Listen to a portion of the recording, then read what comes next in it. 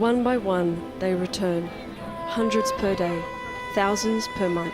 These people are crossing the border from Pakistan to Afghanistan, some in trucks laden with household goods and extended family, some bringing only what they can carry.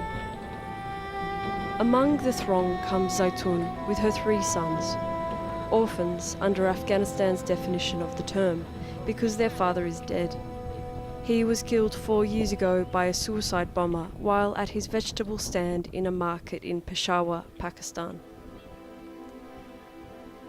Zaitun's eldest son, Riaz, now 12, was expected to help earn money for the family.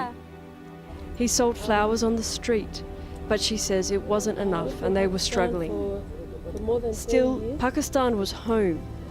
Zaitun and her sons were born there and had never lived in Afghanistan.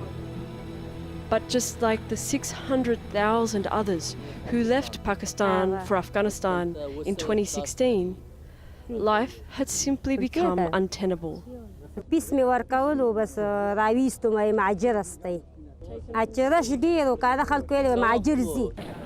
So Zaitun sold their furniture to pay for the small truck to bring them to Afghanistan. Humanitarian groups say the number of returnees in 2017 are on track to reach the same levels of 2016, if not more. Here at the Torkham border, the number of returnees coming from Pakistan has reached such an amount that the humanitarian agencies have built a new road and a transit centre with proper infrastructure to deal with the number of people coming through every day. The IOM, the United Nations agency dealing with undocumented returnees like Zaitun, has set up the first checkpoint some 50 metres from the Torkham border crossing. Zaitun registers her family's arrival at the reception centre with a series of paperwork and medical checks.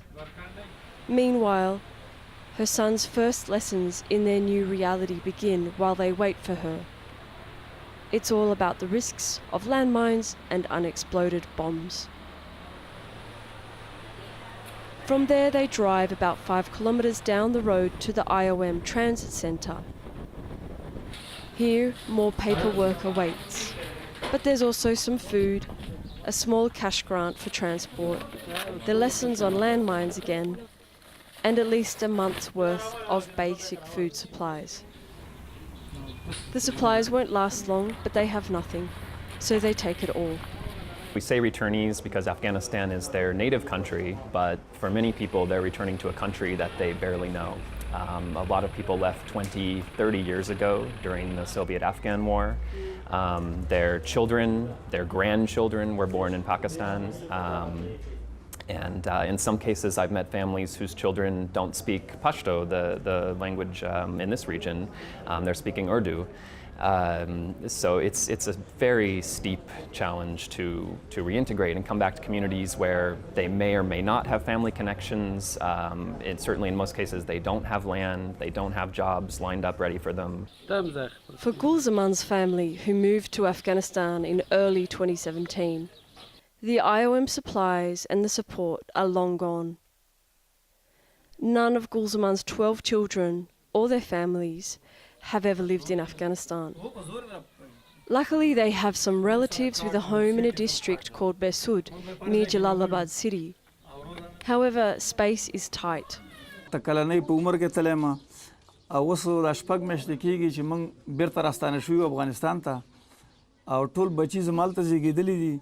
بس هلته من خواري مزدوري کوله او دلته راغلي اوس بیکوره بے سرپناه نه کور لرو نظمکه لرو همدې چوپال کې وروره منګه تقریبا دا ټول جمع درې څلور میاشتې منګ د چوپال کې تیرې کړلې.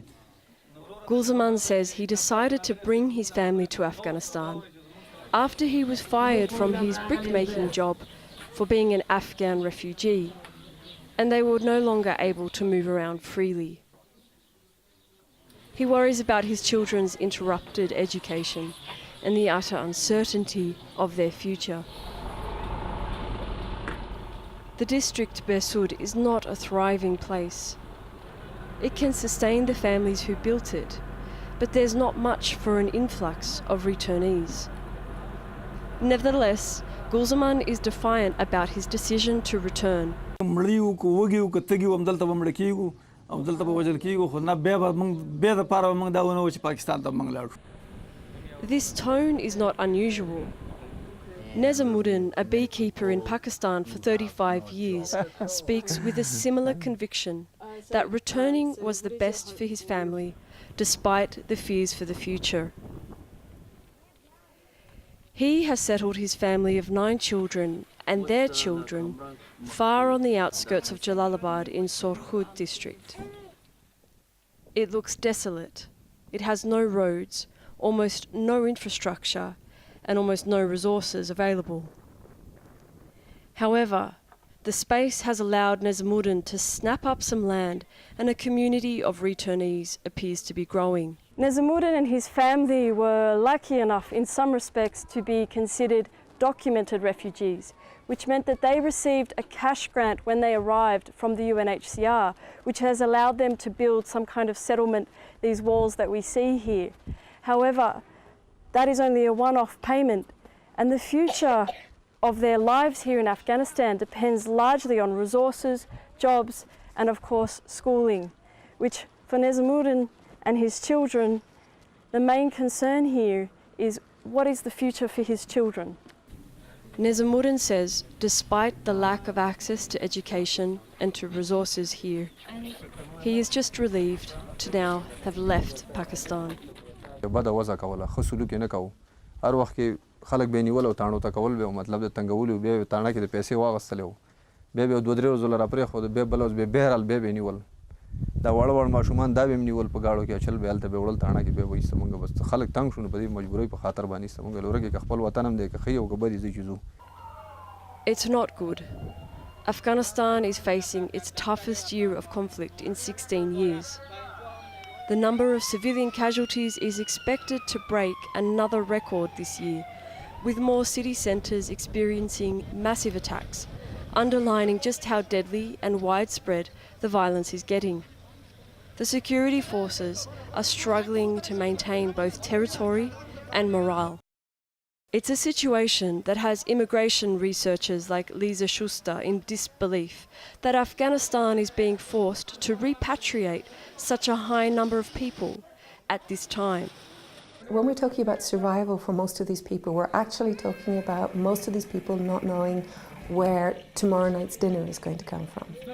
So it's extremely precarious. In terms of large numbers, let me give you a little context.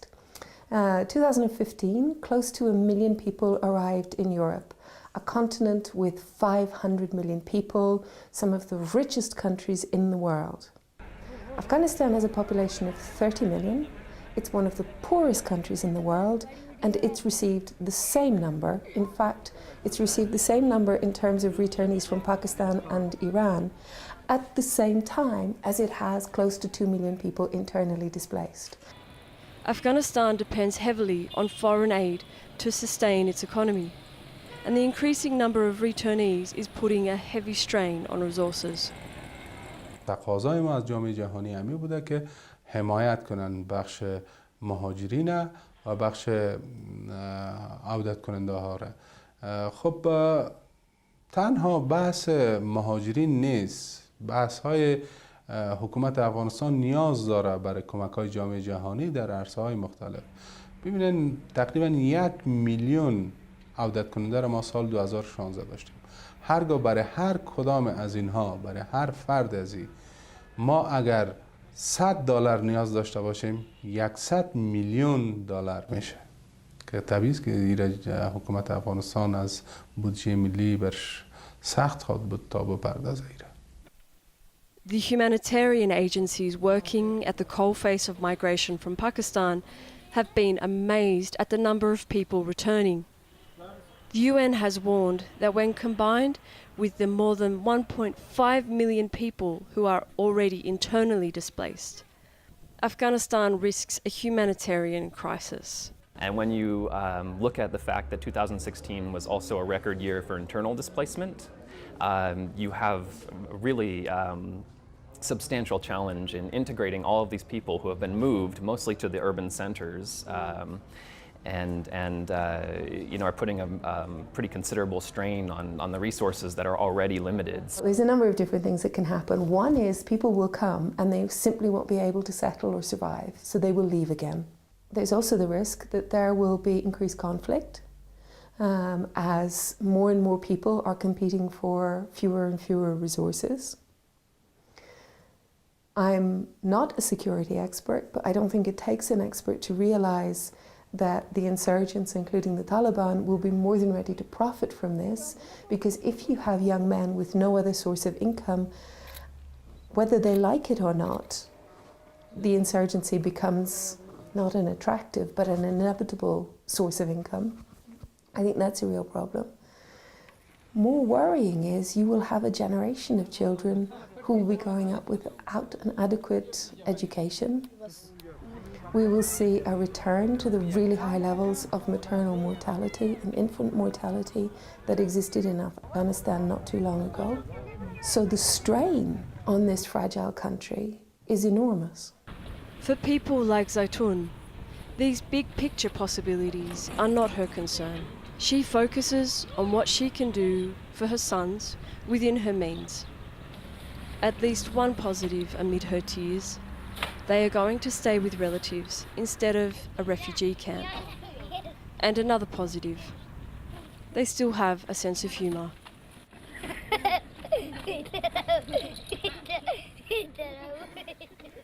For Assignment Asia, I'm Catherine James in Afghanistan.